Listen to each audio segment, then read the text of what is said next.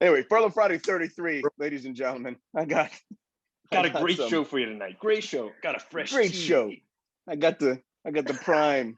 The what? What is that new? Is that a new t-shirt? Oh, you know the Hodge twins. Oh yeah, of course. Those guys are fun. Out of fresh tea. We got the Chr'za on the show, and Shep. Thanks for having me back, fellas. Yeah, kidding me? Same here. Yeah. Anytime, every time. You guys are my favorite people. Actually, have most we people met I before, have on Chris? here. I think we may have met before in Tampa or something. Yeah, I lived in Tampa for about 10 years. I live up in Detroit now, but yeah, you look familiar, but yeah, Chris. I think Chris is about what 2-3 years behind me, flying wise. Yeah. He's Academy guy, right? That's right. Still doing the. Sorry about the sound effects. All right.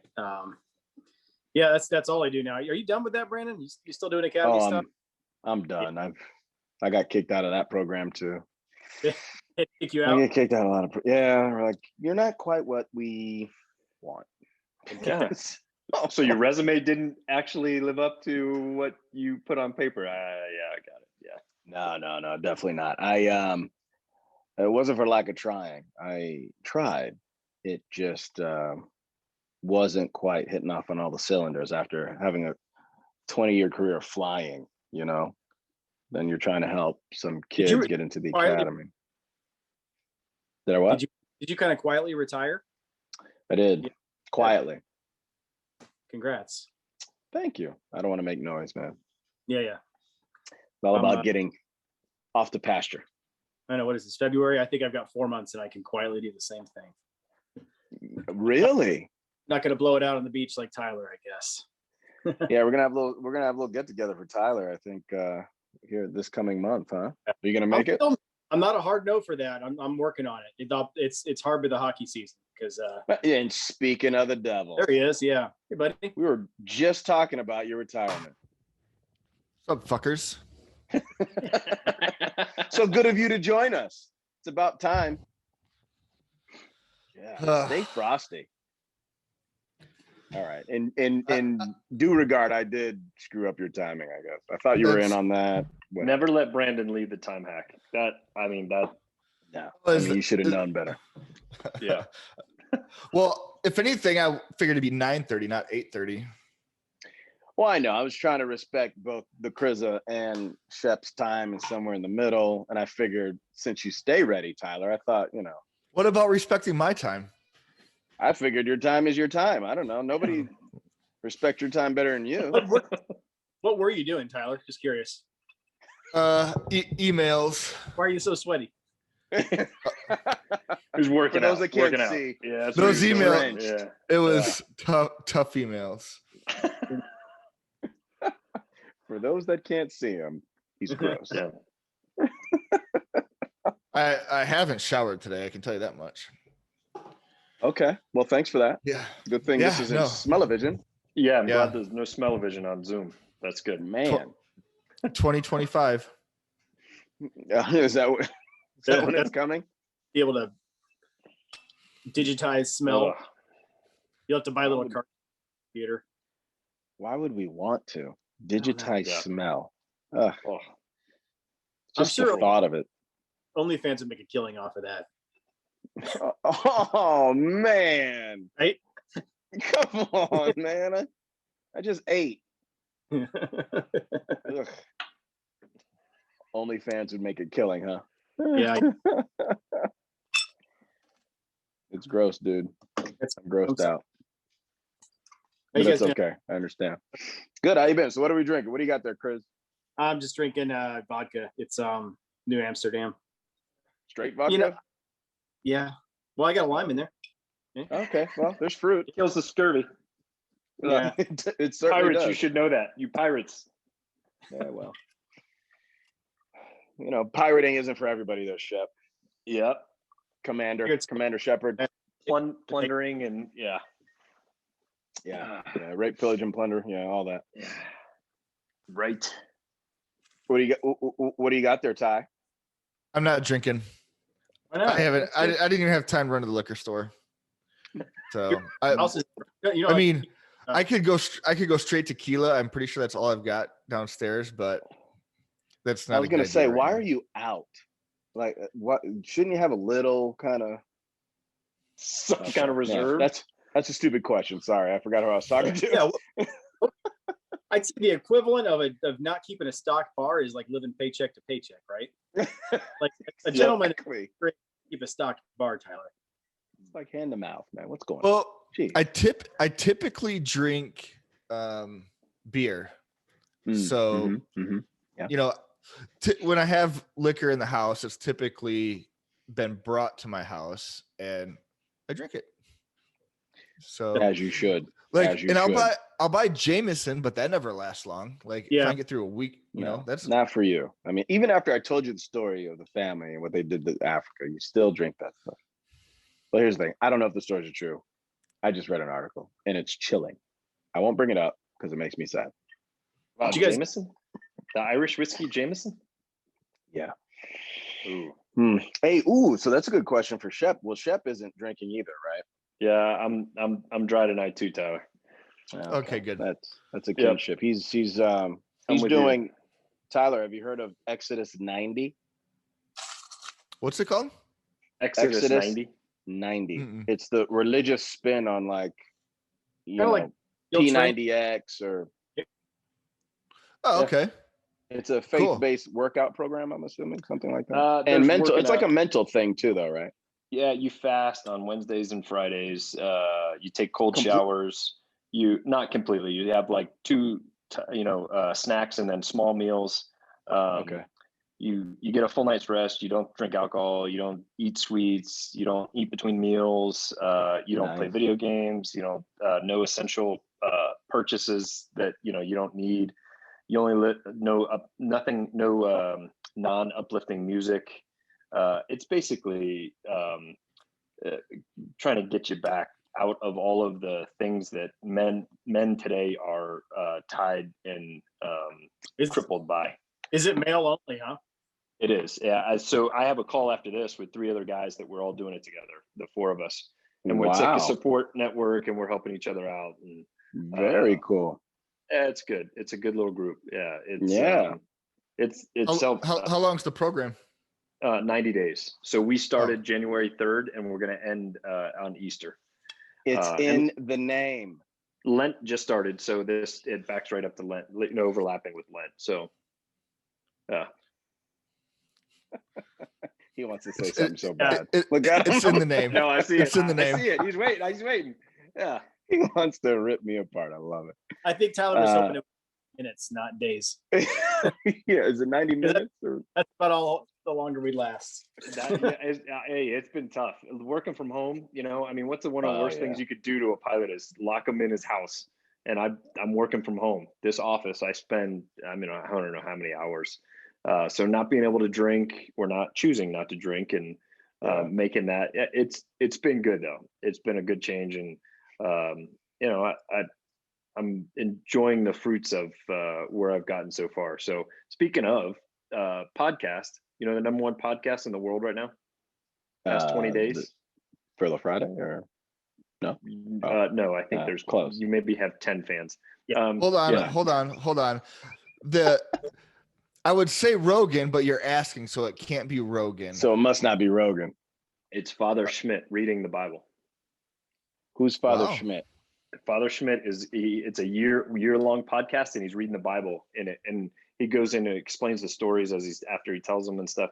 It's actually so the past like 3 weeks, it's the #1 podcast in the world. So my question is why now, since he's been reading this? He just started 3 weeks ago, or he's been reading it? It's just now picking up. I think a lot of people their eyes are being open to a lot of the things that are going on in the world, and people are turning back to their faith. They're running back because they're scared of what's out there, or even the Old Testament style, the Old Testament version. That's some scary stuff back then. I think people are just looking for something to hold on to. Their faith is, it should be where we're grounded, where we're based, right? So, yeah, I can't You said the word should, though. I don't like the word should. Man, it's horrible. I can't imagine how long that would take. I think it's a year. A year. Apparently 365 like, days. So kind of like 90 days. Yeah. Idiot. Still, so you can read the Bible in 365 hours, or is a podcast longer than an hour? No, I think they're actually shorter than. No, they are an hour. They're an hour. Yep. Yep. But you can read the Bible. I've read the Bible through once, and I did it in a year. And it was usually about 20, 25, 30 minutes sometimes every morning. Yeah, no, it's definitely doable. Yeah, it's doable. There's some places where you're just like, it drones, and it depends on which one, which one you're reading from. Obviously, if you're doing one that you can understand. The Catholic Bible is the only Bible with all the books. Oh my gosh, here we go. Come on.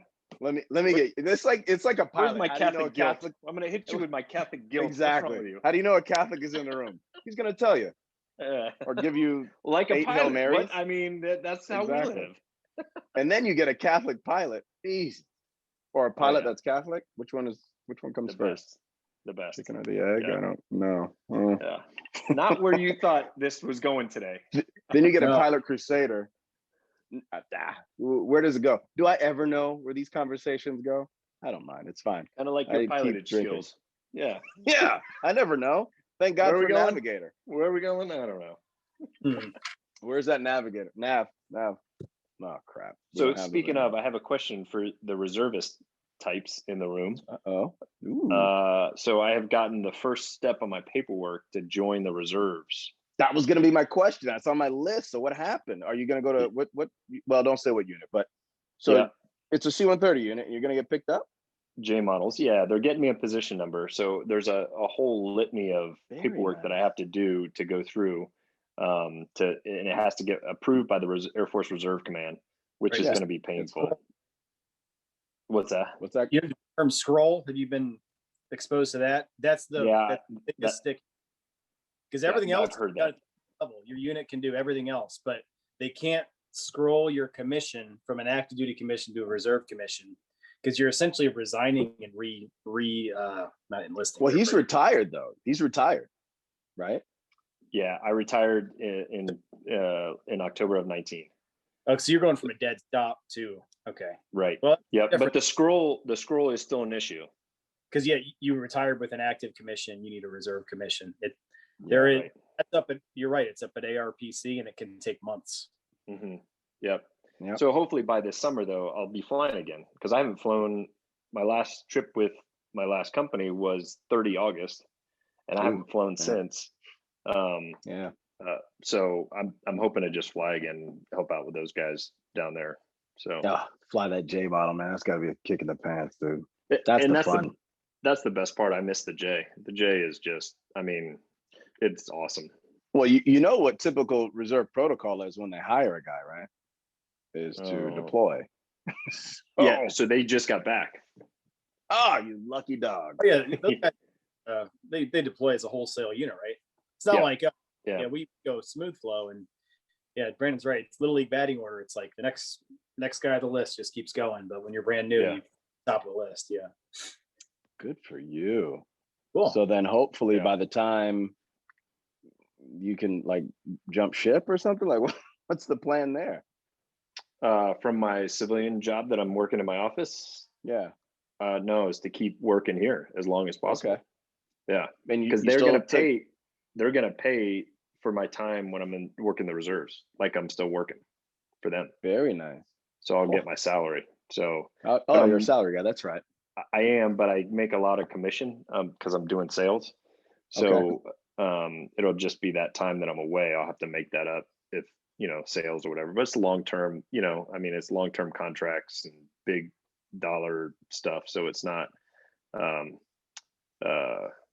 selling parts back to the Air Force for fighters, maybe. Yeah. So. Oh, that's killer. Yeah. Wow. So we'll see. Well, congrats, man. Yeah. I don't know if you have any part of this, but what's your opinion of that F-35 program?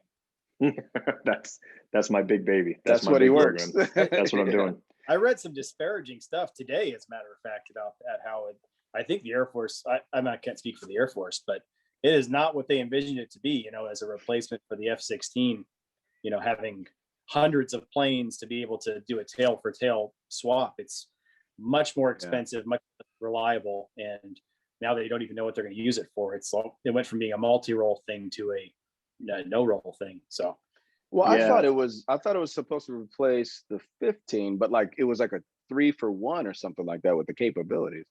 I guess, so, yeah. The original lot buy was 1,783 is how many the Air Force was going to buy. Just the Air Force. They're going to build over 2,200 of them. So that's not going to happen. Congress is going to pull a bunch of money if they can't get the flight hours down. The flying hours right now, it's like $44,000 a flight hour.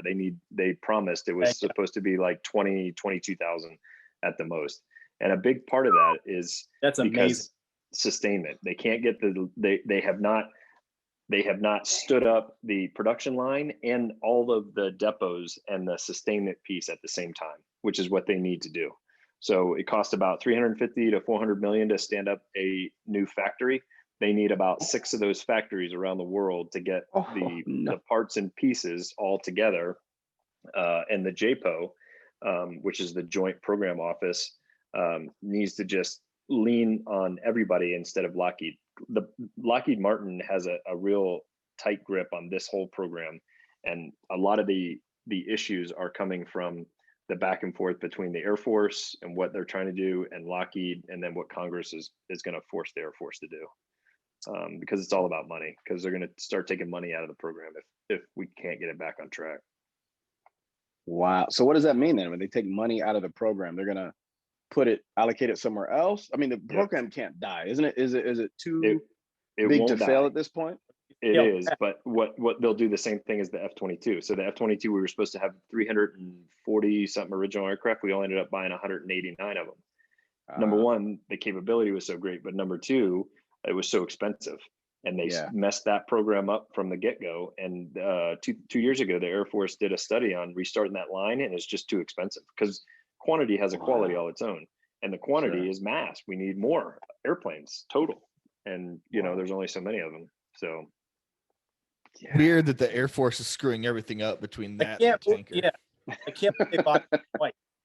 Like that they didn't take the lessons learned from the F-22 and fix it with the F-35 production line. And really, I mean, while we're at it, the KC-46, I'm not sure they're much better off on that. No, they're not.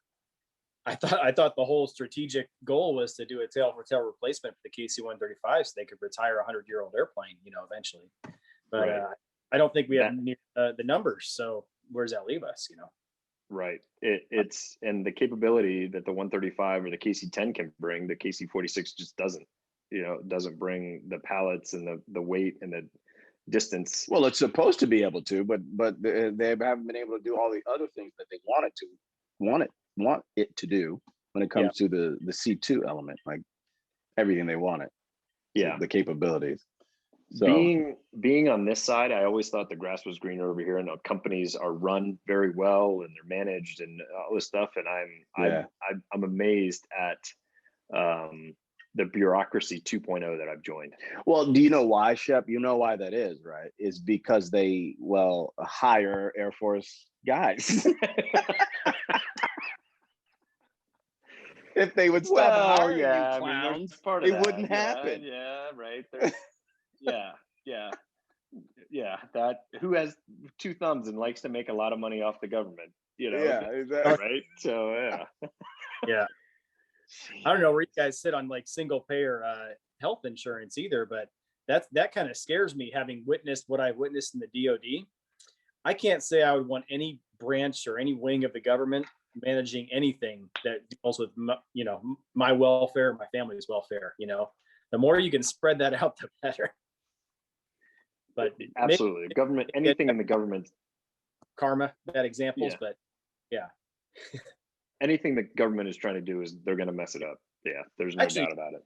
Speaking of that, when Brandon texts me about this, I always try to think of some ideas, and if we get there, we get there. If not, we don't. But you guys kept up with that Perseverance Mars rover? That was on my list. So what's the deal with that? Well, it's doing great from what I can tell. I don't know. You stepped off for a second, Brandon. I was talking about the trust in government funded projects versus privately funded, or, you know. Oh yeah. Oh yeah. So interesting, in July of 2020, there were two major launches that happened. One was SpaceX, right? It was the first private rocket, you know, by Elon Musk and his cronies, and that was actually an enormous success, right? Yeah. But it was almost quiet in the background, not in the background, but quietly, a government-funded NASA probe launched for Mars back the same month, and they're right around then, and they just landed now. So, Yeah. As I can tell, it's a success. I'm just not sure what the way forward is. Like, there's a whole lot of things to debate on, you know, like safety for one. You know, if you have a privately funded endeavor, are they going to be safer than the government funded? Because in my experience, you know, government projects typically go for, you know, you pick 3 bidders and you get the lowest bidder in that 3, you know. And when you're talking about human lives and factor of safety, you might not necessarily want that.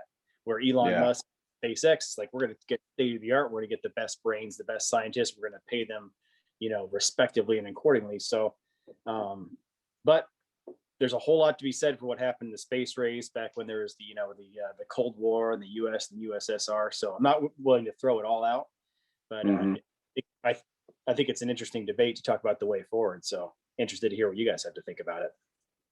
To that point, I was just having a discussion with my boss. A good friend of his is an astronaut, no kidding, and worked for SpaceX. And he left because they were crazy. They were taking too many risks, too many chances. This guy had done 2 shuttle trips. Like, he was a real, no kidding, astronaut. Well, this is good. Okay. And so I'm actually reading Elon Musk's book right now. And I think you're right in that they are going to take a lot of risks, but are they well calculated risks? And what's it for? Elon Musk wants to populate Mars. He wants to have colonies on Mars. So I mean, that's his end goal. And if he can get there, I think he will bankrupt all the other companies he owns to do it, to make that happen, whether he sees it in his lifetime or not. So, but the I think we all know from flying that our experience helps us mitigate the risk. And when you have places like NASA that have been going deep space for as long as they have, they can mitigate the risk. Companies like SpaceX, and I think they're going to run into some huge challenges and not be able to mitigate that risk. And I'm worried there'll be a big loss. I don't know, man. I would say, because it's a privately owned company and it has a lot to do with the dollar, they're going to do things. I can't say they're going to do things on the cheap, but they do things efficiently. Whereas the government throws a bunch of money on it. And we just talked about 2 aircraft platforms that are probably going to fail, or whatever success and failure really means. I can't say fail, but, you know, they're just going to move the metric to where, oh, it's a win, you know, and you know, they just do a bunch of money at something. And NASA's always kind of played in that government, not really governmental role, right? Have to be an either or. Can the private companies, you know, in the interest of furthering humanity, can we be a little more transparent and not hang on to brain trust like it's you know, like it's some Vinci code? Like, why can't NASA maybe share their brain trust and let a private investor like Elon Musk that wants to throw his own money at this project? I think that's kind of the best of both worlds. I saw, maybe it was a year ago or so, they did the was it the 50-year anniversary of the Apollo 11. Oh yeah. And what was really interesting, I mean, it was a well done. I saw it on an airplane. It was on the. But what was really interesting, they spent only 5 minutes on it, but there were protests. There were people that were pissed off after the first failed Apollo missions that didn't get to the moon. They were pissed off about how much money we were spending. Wow. To win this space race for basically just for a dick measuring contest with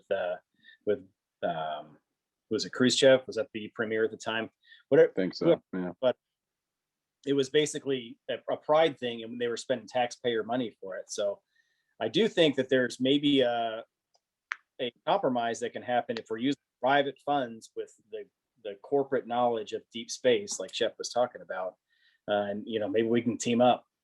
I don't know if that's too utopian for this. It is very. Think about what you're asking the government to do. Let's think, And are we there yet? Yeah. Are we one universal planet yet? You know, there's got to be, unfortunately, there's probably have to be something that we have that causes us to come together, you know, like the aliens and stuff. Yeah. Makes us come together as one united front of the world. You've been deep down the rabbit hole, my friend. You've been deep. Right? Yeah, we have. And you know, Shep, I don't know if you remember. So we have a friend that is, well, I know I do. And he actually texts me from the space station, believe it or not. Yeah, I was looking at it now. You remember Vic, right? Victor Glover. Yeah. So he was crew 1, just took off about a month ago, right? What was that? Longer. No kidding. Yeah. So I don't know if you remember him when we were down in Texas. Yeah. He was fighter pilot extraordinaire and all that. So I was telling these guys, and after having the conversation, when you just mentioned you had a buddy that was that did a couple shuttle runs. So, oh crap, you were down there at the same time when Vic was down there, and I'm sure you met him. I know you did, actually. We all kind of hung out. And yeah, he's up there in space right now. I tweeted him. Good for him. I tweeted him like 3 weeks ago, and he finally got back. And I got a feeling I'm not high on his tweet list, but he did get back to me. See if he wants to do one of these from yeah, the space I already station. have. I've already tried. That's not working. It's not gonna happen. Yeah, probably not. He's not. He's got there a 180 days. He's there for 180 days. So I'm gonna ask him. I'm gonna say, hey, we've been talking about you on the show. I did tell him about it. He's like, oh man, it's great. Maybe when he gets on the ground, I don't know. He's got another few months up there, so we'll see. And yeah, I wonder if he's slated for this whole Mars thing. There's pictures of him with Elon and all that. They're talking about the shuttle. He says it's an amazing. And if you follow him on Twitter, you get to see a lot of that stuff. It is an amazing experience up there. I'll have to look him up. Yeah. You remember what you're doing in July when they launched this thing? Like, it's months to get there if everything goes. And then what did they send back as the first sound of Mars? Wind? Yeah. Really? Like that? That was like the big good event, huh? That, and they sent back some imagery, but the raw images were pretty underwhelming. So some nerd got together and like stitched them all together and put, you know, because Mars is so dusty with all the iron oxide. Oh yeah. You can't see the sky. You can't see the stars. But suddenly this image has a bunch of like 1 billion stars in the sky. It's like, wait a minute, man. I feel like I'm the wool pull over my eyes here a little bit. Do you guys think that it's true? You think it's like some backlot in Hollywood where the rover really is? Here we go. You're pulling us down the hole. Oh man. Did we ever really go to the moon? Come on, man. Right. Yep. Exactly. Come on, dude. The planet's flat. Stop it. I saw a pretty good debunking analysis of if we did fake it, all the problems that would have arisen from faking it. So I'm the amount of people, and keep in mind the entire Soviet Union was rooting against us. Like they didn't exactly. So they were watching this whole thing, just, you know, hoping that we'd, you know, crash and burn, literally. Of course. We had to fool them. And there were about, I'd say, an underestimate of about 50,000 people that were involved in this launch, right? You'd have to pay them all off. Every single, like, take this secret to the grave. We are faking this until we make it. And you don't tell, out of 50,000 people, you couldn't find one person to crack and say, like, I was in the room. This is a fucking sham. So it's all a hoax. Can you imagine? Oh my gosh. The one guy, like the janitor that's sweeping up the studio where they're filming it. Right. He's looking like, I wonder what's going on here. There's so many of those. JFK Jr. still alive. I mean, we could really go down the there's an island in the Pacific where JFK Jr., Biggie, and Tupac are chilling. They're just out there playing music. It's not Epstein's island, is it? Do you think I sure hope not. Now that got weird. That just got weird. And that Malaysian 470, right? I keep hearing that got stolen and somebody took it somewhere, but for what? I don't know. So does everybody really are we just hating on Elon? I mean, am I the only one getting the truck? I'm getting the truck. Is anybody else getting the truck? No, Do people know? I love what Elon's doing. I love what he's doing with his own money. And I love that he's like, take charge kind of guy. he got sick of California and he picked up and moved to Texas. Like that's Isn't that crazy? baller, badass, right? Good on him. For Tesla, it's the first American car company that is just trounced the competition since GM. For in the 60s. Yeah. So you have to root for the guy. Not everything he touches is going to turn to gold. He's not, he himself is not like the innovator, the genius, but he sure does light the fires under those that are, So no, I root for the guy, but hearty amount of skepticism too, I suppose. How can there be any more skepticism? In what? I'm not skeptical. I think he can accomplish anything he says he can. Like I'm with you. I think so too. Yeah, I think where's the skepticism anymore? Who is doubting this dude anymore? What does this guy got to do? Yeah. I don't know. Like when JFK said we could land on the moon, I don't know if somebody told him like that's actually like within the realm of the physics that we have. We can do that. Yeah. I think landing on Mars is prohibitive. Like I'm going to call it now and say we can't do that. Like we can send probes and we can send unmanned things. I just don't think there's the I don't know what to call it, like the energy signature. Like I don't think we can sustain a person all that way and bring them back. We don't have the technologies to sustain life. Matt Damon did it. Elon. Matt Damon. Yeah. He also, if we could stop saving Matt Damon from all these, Yeah.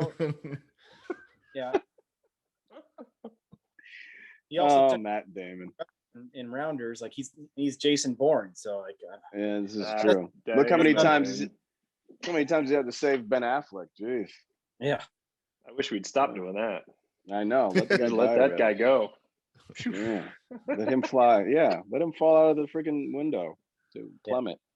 Tell me about it. So into the speaking of looking out of windows and saying something terrifying, this engine out thing that tell us, Mr. airline 777, Mr. 777. Yeah. How well, I wouldn't even know what an engine looks like anymore, but it looks like it had some blade issues. My question is, who among us has had an engine out and had to land? Anybody? I think all of us probably should have by now, right? I have not. The only time I ever had an engine out was, and it's a dumb story to even tell now. I was doing my ATP check ride. You do it in the Seminole, right? Where you can do whatever you want with the engine. And in the 135, what do? We had an engine out. We just pulled to idle. We're like, that one's out, everybody. You don't actually shut it down. No. So flying the Seminole, and the guy's like, all right, it's time to shut down the engine. And he actually pulls the fuel thing and shuts it down. And I watched the propeller just stop. And it's just feathered. Well, I don't even think those feather. It's an old ass airplane. It just stopped. It was just and I for about a good 10 seconds, I was just looking out the window like, I've never seen that before. Oh my god! Nothing. Then were you thinking, what the hell did this dude just do? Like you're not supposed to actually. Like I thought we were gonna pull it to idle. I didn't know he was gonna actually shut it down. So Chris, that all the general aviation people out here, that's part of multi-engine training in the civilian world. I was unaware, so he did it to me, and I'm like, holy fuck. You shouldn't have done that. Like the Air Force, they put their wings if you actually shut down a good engine, right? Exactly. Anyway, you idiot. Continue with the 777. Right. That's the only time I ever saw an engine shut down in flight, and it just blew my mind. Can you imagine seeing one just come apart? Yeah, that'd be bad.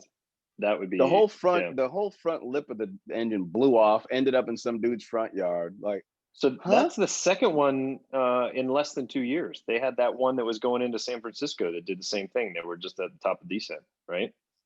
Was that the Southwest that the blade went into the cockpit and killed that lady? No, this was 777 as well. Same company.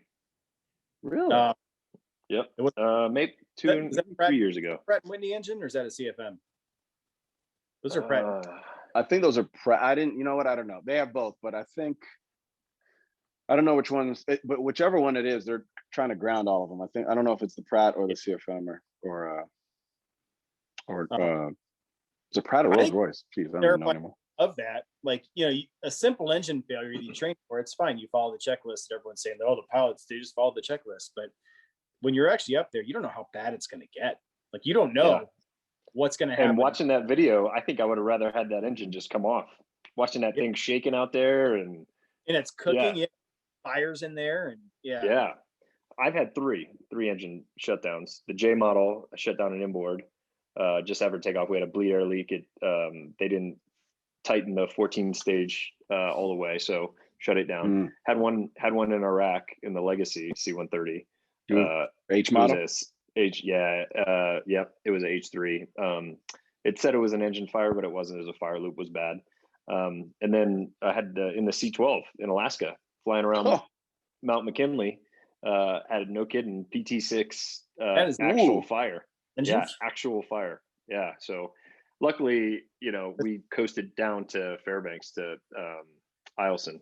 So, and for those of you that don't know, the first two he talked about have 4 engines. That last one only has 2. So losing one is a big deal in the mountains of Alaska. That was a little more eye-opening than the other. Yeah. I mean, you got an engine running spare on the Herc, but on a Super King Air, you kind of need both of them. I would say so. But that 777, I mean, that's not supposed to happen. No, well, you heard what they were saying. They were attributing it to these planes are sitting, and they're not pointing a finger. They're not saying it was maintenance. They're not saying that. It's just the fact that it sat there. It sat because of the whole COVID thing. And genning them back up for service might be an issue. So they're going to explore that, and rightfully so. No, there's no blame. Who knows? Ground-based engine runs, which I'm sure is part of the maintenance protocol. I'm speaking outside my lane here, but things that deal with very tight tolerances, high pressures, and hot temperatures tend to do better when they're actually working every day. Yeah, boat engines the same way. Airplanes, they just like to be run. When they sit, they break. So, and that's kind of a takeaway for folks that don't know anything much about aviation and how these engine parts and aircraft parts are made and manufactured, and the tolerances to which they're manufactured to. This is pretty impressive that they are made to run. Yeah. The minute they stop running, that cold air, or it's a combination of cold air, warm air, and who knows where they were storing them. I mean, I do, but who knows? No, actually I don't. Who knows where they were stored, and cold environment, warm environment, and then stuff like that happens. Things get brittle, and thank God nobody was hurt. Testament to the air crew, because I'm sure the flight attendants and the pilots, they did their due diligence and got everybody safe. So it's incidents like this, though, that will keep 2 pilots in the cockpit, at least. Oh, at all times. Yeah. Going, I mean, the cargo carriers are already looking at single pilot ops, right? So stuff like this will prevent stuff like that happening. Well, when you're carrying people. Yeah, I mean, so what do you do? I mean, you got a handful of airplane, and you're trying to deal with an engine shutdown, and that would be that'd be a challenging. Yeah, it'd be challenging single pilot ops. Oh, especially in a big plane. Another threat to the industry. You talk about like the pilots trained in third world, contract coming over here as flag carriers. Did you see the accident report on the Indonesian? I think it was Jakarta. It was a 737-400 that crashed. Yeah. So they took off normally. They engaged the autopilot auto throttles. At level off, one auto throttle stuck at climb thrust. The other one pulled back to, level flight or whatever. They never discerned that was the problem. So that engine all the way at climb thrust started to turn them into a 45-degree bank, and they just let the plane bank over and dive. They had about 8 to 10,000 feet to diagnose the problem, and they never got there. Which, wow, that's horrifying and unfortunate, but it does kind of underscore the need for 2 trained pilots that aren't just trained in pushing buttons and controlling the airplane when everything works normally, like, unusual attitude recovery and quickly, dissecting a scenario that's like, oh yeah, the autothrottles are messing up. Why don't I just turn them off and line them up? Because I think from our the military training is I mean, and not bashing on civilian flying only, but unless you get a special cert to do acrobatics, we've been upside down. We know what the G's feel like and what the attitude looks like when you're inverted or when you're in a spin. And you know what, to that point, they are doing now, just recently, I say recently, probably in the last 2 to 3 years, upset training, and they're focusing on upset training big time. When you go back to get when you go back through, actually, even if you're just doing a landings class, I think if I remember correctly, they were doing that for a while, and then it was just a maneuver. So folks that don't quite know how it goes, you get a check ride, and that's kind of the deal that the FAA signs you off. And then if you don't fly for a certain period of time, I won't go into the specifics, but you have to go back for training to learn how to, not learn, but to get currency and landing and approach. So just to make sure that you're safe, and it happens quite often, to make sure that people are safe and passengers have the warm fuzzy knowing that they got good pilots up there. But even there, we were doing upset training, even in a landing class. Yeah. A full day. It's a big deal in the civilian world now too. I know it was a lot big time in military. So for us, it was kind of boring, but to see it in the civilian side, you're like, oh, okay, there must be something about it. Yeah. So, to be clear, it's a big deal. About carriers only. Like, what's I guess you're talking about, these are U.S. carriers doing this training. Yeah. True. Right. To my point, one of the threats to our industry are these kind of pilot rating in a box programs that come from, you're right. Indonesia, Central Africa, I don't know. And they can get a type rating in a 737 or an Airbus 320 or whatever they need, and they can operate anywhere in the world as a contract carrier. And passengers looking for the bottom dollar might be tempted to buy tickets on these. And not that I entertain or celebrate when these mishaps happen, but they happen often enough that you should really be we should be kind of highlighting this, that it's an unacceptable risk. Well, you know why we can't, right? You understand why no one's going to do that. FAA can't point the finger at a European carrier or some international carrier and say, you guys biff this up, fix your program, make it more like ours. That's tough to do. It is, but to your point, Chris, I absolutely think that there should be, if they want to fly in international airspace, what's coming with the COVID-19 restrictions for flying international? If they can mandate that, why can't they mandate at least 3 weeks of in the sim training for the African carriers? I've been to Africa, I've been to those places.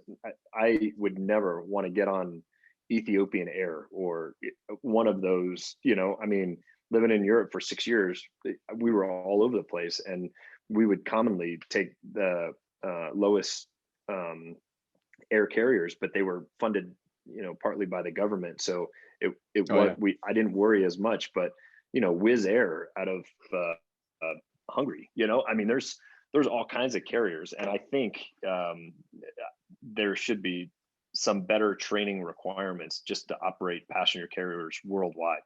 But it's not up to FAA. They can't do it on their own. No, they can't. Well, they can't. No, they're and you're right.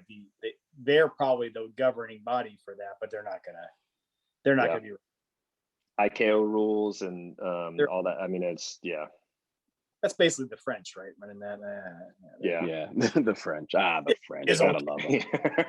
It's okay. Good. Right. Where's my croissant? So wrong. They did help us in the Civil War. Anyway, cheers. It is unfortunate that we just it's not unfortunate that we have a great program. We do, but we were biffing it up too back in the 70s, and that's why we have a great program that we do. And the American public should know that and feel good about what we have to do as aviators to make sure that we stay safe to get them to where they need to be. It's if we tell pretty our story, significant. we have to tell our story, right? We The have to story tell has our to be story. told.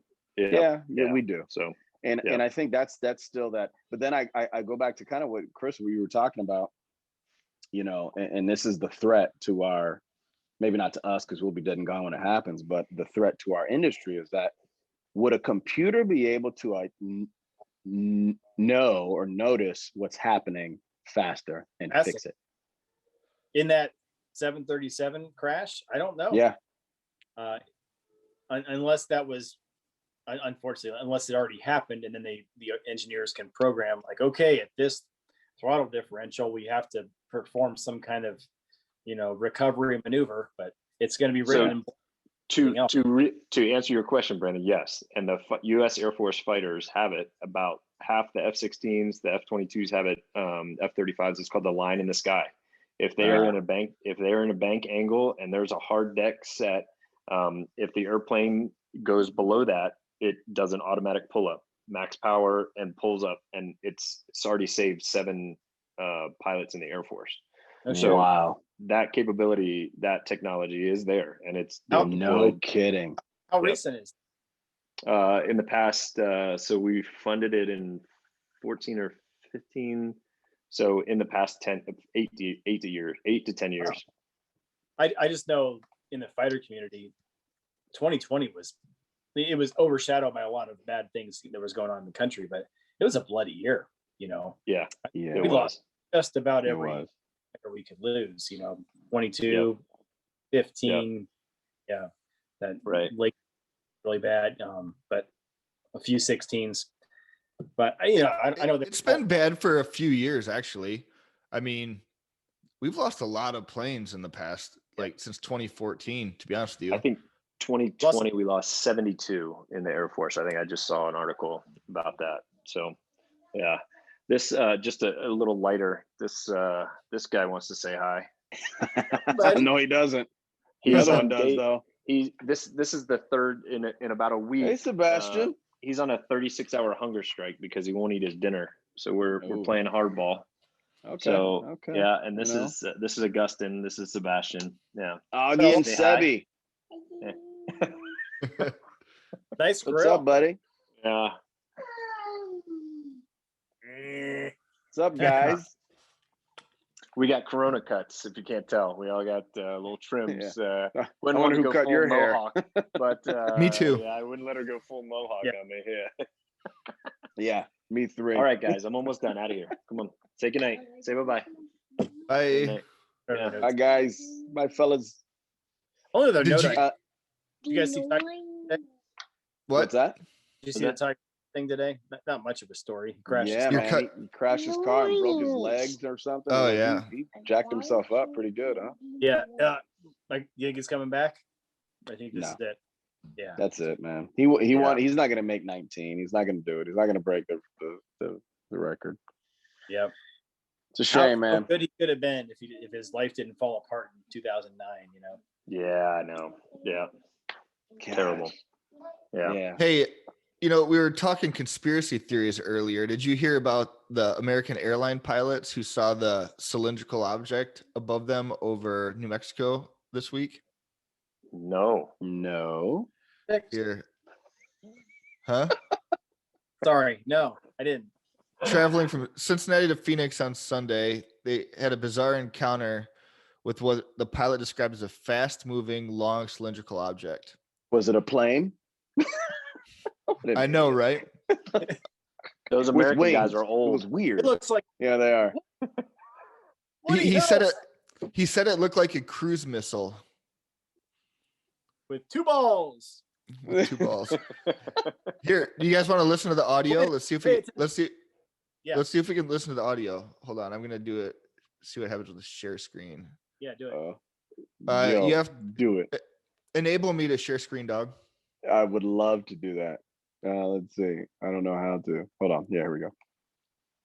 Hold on. Hey, hell, I may not be able to.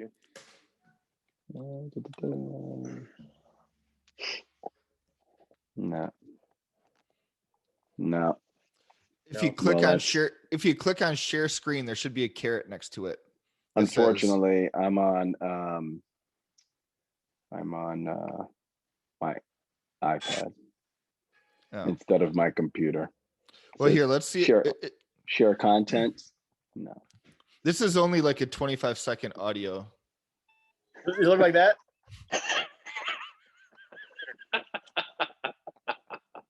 Oh, the Chr'za. That's what it is. Yeah, I love this guy. Oh my god. All right, we don't have to do the whole scene. No, thank you. I appreciate it. You're making me sweat. He's holding his child. Come on. I'm sorry. He's a future aviator. He'll learn sooner or later. Don't ever apologize for greatness. Yeah. Hear the things coming out of my kid's mouth. I'm impressed myself. That's great. Oh my god. Are we able to hear it, Ty? I muted an advertisement. I'm gonna see if I can play it and see if we can hear it. Hold on. All right. Is this real though? I think so. Is the Daily Mail is a real thing, right? UK? Yeah, I believe so. I haven't heard anything about that though. Yeah. All right, here we go. Let's see if we can hear it. I'm pressing play.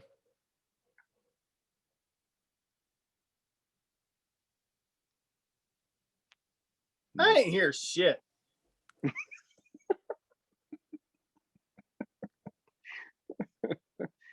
Oh crap. I don't know why. I have an entire lime in my cup. I haven't been throwing the limes out. I've just been adding new ones. Yeah. What is that? What's going on funny. there? What kind of drink is that? It's just vodka, but I keep putting a new lime in every time I pour new ones. That's how I keep track. That's how you keep track of how many drinks are in? Yeah. What's your drink number? 4. Apparently 4. Wow. Nice. You have a whole lime Good in way there. to keep track of that. That's a good way. Hey, Yeah, is your go ahead. I just guess Siri. Hold on. Yeah. Siri. I don't know why Siri was talking. Siri to me. wants to answer something. Yeah, I was just wondering if Chris's dad was working in the basement again while you're podcasting. Constructing something. No. There now. Fixing things that you should be fixing. I know. You know what? I want to take a moment. So, Tyler, you probably remember this kid. So a couple of weeks ago, and since you're coming into the reserves there, Shep, we had a kid on that I was kind of mentoring a little bit, though he had already set himself up for interview or whatever, and to get on with a reserve unit. Kid's like 24, 25 years old. I hooked him up with somebody I knew at the unit that he was going to, right? Mm-hmm. You know, it's all about a network, right? So he just texted me today saying that he got the offer for the UPT slot. So Very congratulations to you, Abram, and that's we're awesome. gonna have you back on the show. I think. I mean, I'm not gonna say I got you the job. I didn't, but you know, I'm gonna say I got you the job. So, man, speaking of, have you guys heard the way they have changed pilot training in the past just 5-7 years? They have gone. What are they doing? They have gone. So, I mean, they're trying all kinds of stuff. Virtual. Why? We should probably reach out. Like a third of the flying is all virtual now. Not even in a simulator. It's they give them laptops and they're flying. I don't know. This is third hand knowledge. We ought to get some of my UPT buddies that are like a flight sim video game. Yeah. Stop it. That's what I've heard. You said 5 to 7 years. You said 5 to 7 years ago. Like in the past 5 years. Yeah, they've changed it. Weren't we just talking about a bunch of accidents happening in the past 5 to 7 years in the operational Air Force? Yep. Yeah, that's tied exactly to it. Yeah. Wow. Yeah, 100% agree. What a connection. Yeah. We just did it here. Furlough Friday 33, ladies and gentlemen. We just figured it out. That's scary. Yeah. Yep. I'll reach out to a couple of buddies that are in pilot training and see if they want. Dude, that would be a great opportunity to talk about that on the show, man. I didn't know that. Yeah. I think we've a good time to leave the unit, Tyler, because I think if we're flying with people that we're thinking we could be you could be sick, you could be you could be incapacitated in any way, and you've got some guy in the other seat that learned how to fly on an iPad, right? They're in the unit right now, apparently. If we put people through the last 5 to 7 years. Yeah, right? You absolutely have. I got my ATP in 2018, 17. And one of the guys that was in our group going through with us was a UPT instructor, and he was just bashing it. He couldn't say enough bad things about the direction and what was going on. And is it because of the almighty dollar? Why would we do that? What is the catalyst there? Yeah, I think that's part of it, and I think the pilot shortage, and I think it's just a catalyst of a lot of things all coming together. Yeah, that's scary, man. Yeah, what are we doing? Hey, this is not the game, man. But I gotta go. I gotta run. Yeah, take care of the babies, man. Yeah, I gotta help out. Yeah, yeah. All right, it was brother. fun, fellas. She's giving you the signal from the door. Nice to see you again. I love it. Or I can't remember. Good to see you guys. Yep, definitely. Yeah. All right, man. All right, brother. Take care, bro. Good seeing you. We'll do it again. Yeah, you too. Take care.